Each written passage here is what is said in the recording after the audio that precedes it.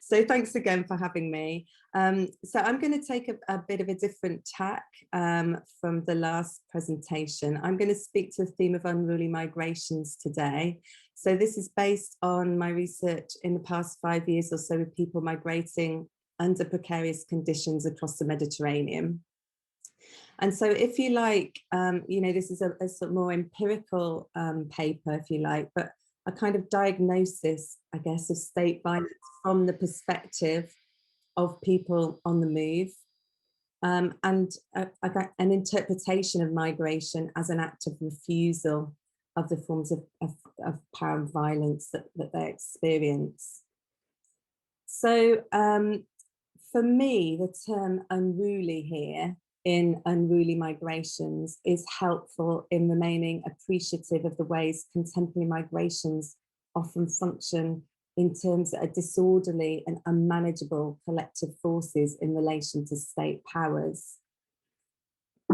So if we think about the title of the 2018 UN Global Compact on Migration, the title for safe, orderly and regular migration, you can see that rich states of the global north have for too long maintained the pretense that this safe, orderly, regular migration can be achieved and held it as an ideal to which policy interventions should aim.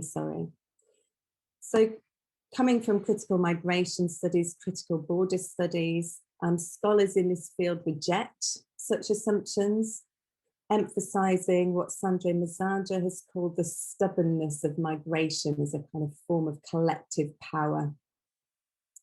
So to speak to unruly migration in this regard is to point to the ways in which unauthorized cross-border movements of people lie in excess of statist modes of governing. In other words, it points to migratory dynamics that can never be fully captured by state powers.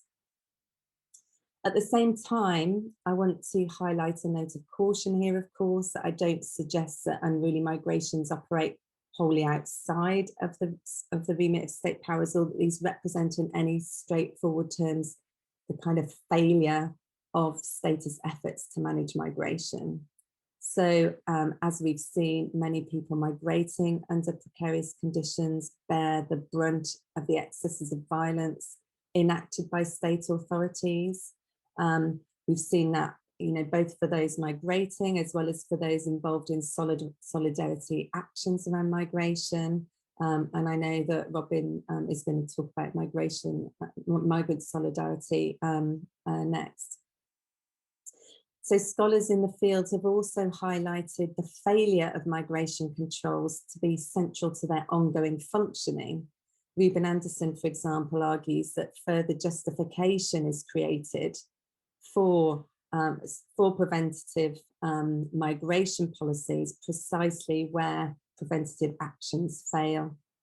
And of course, these failures further perpetuate a range of forms of violence associated with not only the actions of states, but also the inactions of state authorities, the abandonments, for example, we've seen at sea, perpetuating experiences of death and harm for those migrating without authorization. So a question for me then is, how do those migrating in such unruly terms challenge the violences and harms surrounding that unauthorized movements? And it's here that I want to reflect a bit on the concept of escape. Escape, you mentioned in the beginning of your talk in the introduction, you mentioned about exodus from Benjamin's work, which is not, I'm not a scholar of Benjamin, but it's also, I think this term escape, is it helpful in thinking about what the abolition of state powers might mean in the context of unruly migrations? So there's various, I guess, several connotations to the term escape. And I'm just showing a few photos as we go along of photos that are taking us as part of the research, just to kind of give some visual input here and feed into some of the themes that I'm discussing about. But there's several connotations to the term escape. It's both about breaking free of control, but also about a kind of failure to be noticed. And these connotations, I think, can point to the ambiguity of escape, or the ambiguity of what I've talked about elsewhere as desertion, and this is a term I'll return to later. In critical migration studies, particularly the autonomy of migration scholarship, Paul Verneux's discussion of exodus as a mode of engaged withdrawal has been really helpful. Escape or exodus is not simply a process of hiding or a kind of backdoor exit from Verneux's perspective, but rather involves opening an exit through an act of founding leave-taking. And we can see, I think, the resonances here with Benjamin's thinking to a certain extent. So Verneux's work's been influential, as I said, in autonomy of migration literature, and can kind of easily be translated, I guess, or thought about in terms of, or as a basis for no border politics. But I don't want to go sort of into a kind of full meta theory of the state in Verneux's terms, or even assume that precarious forms of migration automatically mark mass defection from the state or mark a no borders position. Rather, I want to draw on this concept of escape to consider how it marks an ambiguous act of refusal of particular forms or manifestations of violence and state power, and can be understood as enacting a form of exit that can be seen in Verneux's terms as free thinking inventiveness changing the rules of the game. So let me turn with this in mind to some of the testimonies of those migrating across the Mediterranean during the so-called period of crisis in 2015 and 2016. And I want to sort of use some of these testimonies, reflect on them, highlight how they reflect a kind of idea of escape in quite distinctive ways, distinctive forms of refusing violence and power. So this first quote is from a Syrian man who we interviewed in Berlin, and he was asked why he left Syria. And he explains that he was afraid to be taken to the army because normally the students, he was a student at the time, normally students are exempted for a temporary period to serve the army, but with my friends, they didn't allow them. So they went to the army, and I didn't want that to happen to me. And then he says in English, I don't kill anyone. So this quote, this kind of escape from forced inscription, this quote is one that was not actually that unusual. We had various people, various men, including some wives of men who were traveling from Syria at this time, shared similar testimonies. So another says, I had to serve in the army, and at the first checkpoint in the border, I would be taken away because I didn't go to the army myself. I would be taken away to serve the army and carry the weapons to kill innocent people. I didn't want to carry the blood in my name. And another, this is again a man in Berlin that we spoke to, who says, I was called, summoned to the army. I didn't want to join the army. If I join the army, I have to kill people. I don't want to kill anybody, not from inside either the opposition or the regime.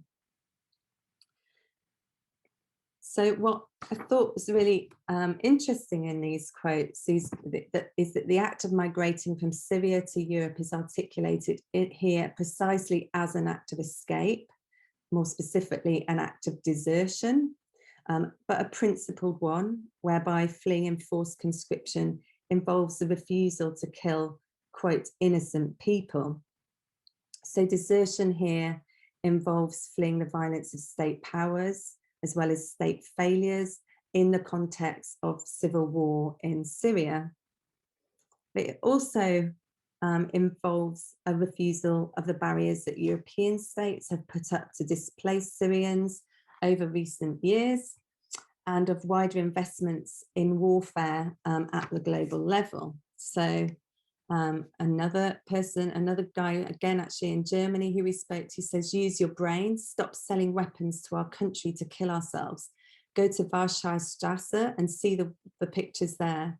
There are big pictures. You see pictures of war, images of war. Very simply, stop interfering with our country. We will go back to our country. Stop bombing us. Stop the big lie which you have invented. And a woman we spoke to in Athens, stop the war in Syria and return us. We don't want anything else. And if you don't want to stop the war, at least let us live in security. So I think more than just an engaged withdrawal from the violence in Syria, then, these quotes point to a more fundamental refusal of violence associated with state militarism, as well as the extension of militarist border security mechanisms by European states. And while these quotes are from testimonies from Syrians travelling along the so-called Eastern Route in 2015 and 2016, we see a similar pattern of engaged withdrawal in testimonies from sub-Saharan Africans travelling along the Central Mediterranean route at a similar time. For example, a woman in Cameroon who we interviewed in Rome says, "It's because of our instability in our countries that there are many illegal refugees coming into Europe. Total insecurity is pushing us to migrate. Politicians need to solve that issue. War is terrible. I've seen girls wearing bombs. I even know some of them. I left in order to not have to carry bombs and to not have to blow myself up. If security issues are not solved, migration will only continue to increase. This is my message." And when she says this is my message, because we've asked her, you know, what would you want to say to European policymakers about your situation? So again, unruly migration in this instance can be understood as, I think, as an act of engaged withdrawal from violence experienced in the countries in which people have fled.